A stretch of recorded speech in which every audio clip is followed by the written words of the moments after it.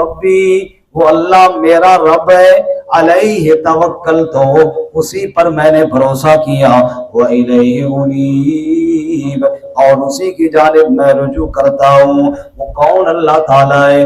فاطر السماوات والارض، پیدا کرنے والا ہے آسمانوں اور زمین کا۔ جعل لکم من انفسکم ازواجا، اسی نے بنایا تمہاری جنس سے تمہاری بیویاں، تمہارے جوڑے بنائے، ومن الانعام ازواجا، اور جانوروں میں سے بھی جوڑے بنائے۔ اللہ تعالیٰ نے تمہیں بھی جوڑے بنائے، جانوروں میں بھی جوڑے بنائے۔ یزرعکم فیہ، پھر پھیلاتا ہے تمہیں دنیا میں۔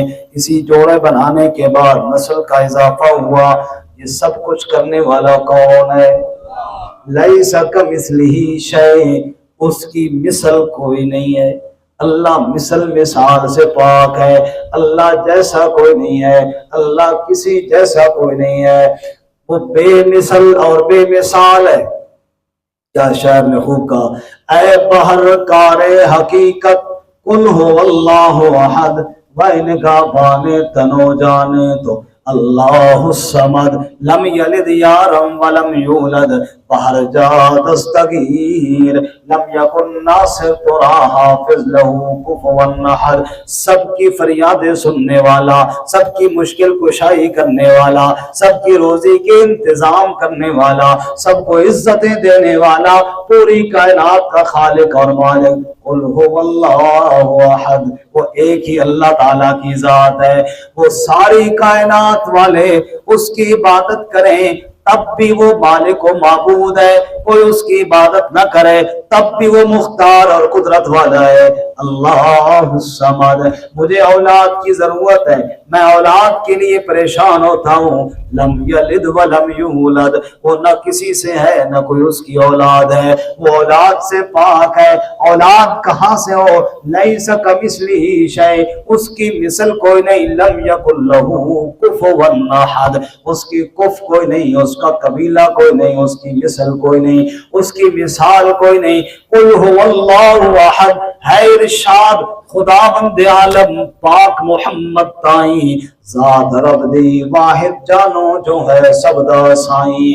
اللہ الصمد، او بے نیاز الہی، سب محتاج اسی دے، او محتاج کسی دا نہیں، اس ملک میں راج اسی دے۔ لم یلد ولم یولد، نہ بیٹا ہے نہ باپ ہے اس کا، وہ ہے پاک الہی، مرن جمن تھی پاک منزہ، سب ہستی ہے شاہی۔ ولم یکن لہ کفوا احد، ہم سرتے برابر اس دے، دوسرا کوئی نسانی، او ہمیشہ باقی اللہ، ساری دنیا فانی۔ اللہ فرماتے ہیں لیس کمثلہ شیء، اس کی مثل کوئی نہیں ہے، اس کی مثال کوئی نہیں ہے۔ لا ضد لہ ولا ند لہ ولا مثل لہ ولا مثال لہ، بے مثل اور بے مثال میرا اللہ کریم ہے۔ وہو السمیع البصیر، وہ سب کی دعاؤں کو سننے والا ہے، سب کے حالات کو دیکھنے والا ہے۔ اس کے در پہ آ، پکارے کرنا تیرا کام ہے، دامن پھیلانا تیرا کام ہے، بغیر تانا دیے تیری حاجتوں کو پورا کرنا تیرے رب کا کام ہے۔ وَهُوَ السَّمِيعُ الْبَصِيرُ، وہ سننے والا بھی ہے، وہ دیکھنے والا بھی ہے، اس کی شان اور قدرت یہ ہے۔ لَهُ مَقَالِيدُ السَّمَاوَاتِ وَالْأَرْضِ، آسمانوں کی چابیاں بھی اسی کے پاس ہے، زمین کی چابیاں بھی اسی کے پاس ہے۔ مطلب یہ ہے سب خزانوں کا مالک وہ ہے۔ رزق چاہیے تو چابیاں اسی کے پاس ہیں، اسی سے مانگو۔ اولاد چاہیے تو چابیاں اسی کے پاس ہیں، یہ نہیں خزانوں کا مالک ہے۔ صحت چاہیے، رزق چاہیے، عزت چاہیے، یا کوئی اور کائنات کے اندر چیز چاہیے، لہو مقالید السماوات والارض، آسمان و زمین کی چابیوں کا مالک وہی ہے۔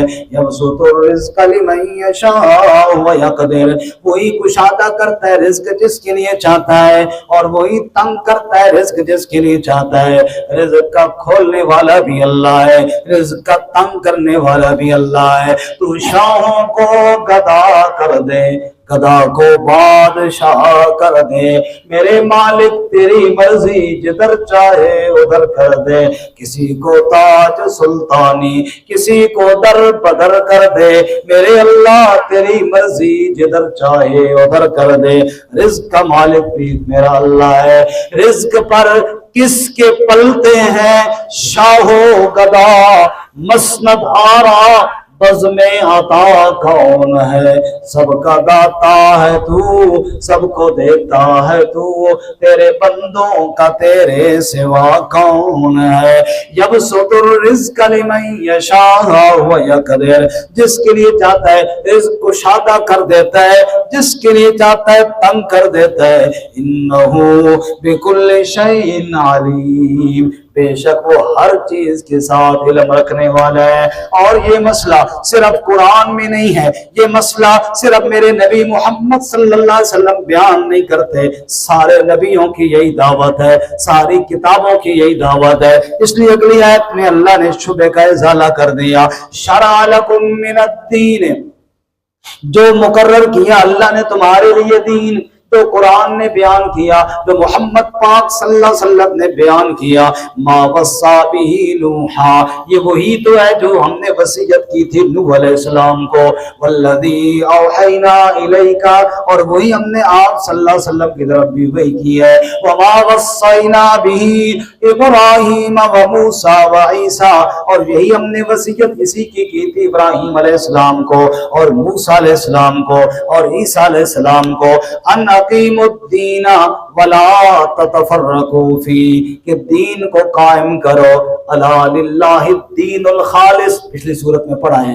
خالص دین، خالص عبادت اللہ کی کرو، اسی خالص عبادت کو قائم کرو، ولا تتفرقوا فیہ، تفرقہ بازی نہ کرو۔ توجہ کرنا، توحید پہ ڈٹ جانا اتفاق کی نشانی ہے، در بدر کے سجدے کرنا فرقہ واریت ہے۔ اللہ تعالیٰ کی بات کو مان لینا، قرآن کریم کو مان لینا یہ اتفاق ہے، اور اس کے علاوہ اور کتابیں پیش کرنا اس کے مقابلے میں وہ تفرقہ بازی ہے۔ اللہ فرماتے ہیں اسی اللہ کے دین پر قائم ہو جاؤ، تفرقہ بازی نہ کرو۔ کبر علی المشرکین ما تدعوہم الیہ، یہ بات مشرکوں پر بھاری گزرتی ہے، مشرکوں پر گراں گزرتی ہے، جس کی جانب آپ ان کو دعوت دیتے ہیں۔ اللہ یجتبی الیہ من یشاء، اللہ چن لیتا ہے اپنی جانب جس کو چاہتا ہے، ویہدی الیہ من ینیب، اور ہدایت اس کو دیتا ہے جو طلب دکھاتا ہے، جو انابت کرتا ہے، جو بھی طلب دکھائے رب اس کو ضرور ہدایت کی راہ پہ چلا دیتا ہے۔ اللہ کہتے ہیں میری طرف طلب تم دکھاؤ، ہاتھ پکڑ کے سیدھے راہ پہ میں اللہ تمہیں چلا دوں گا۔ اللہ تعالیٰ ہمیں سیدھے راہ پر چلنے کی توفیق عطا فرمائے۔ اچھا، سوال پیدا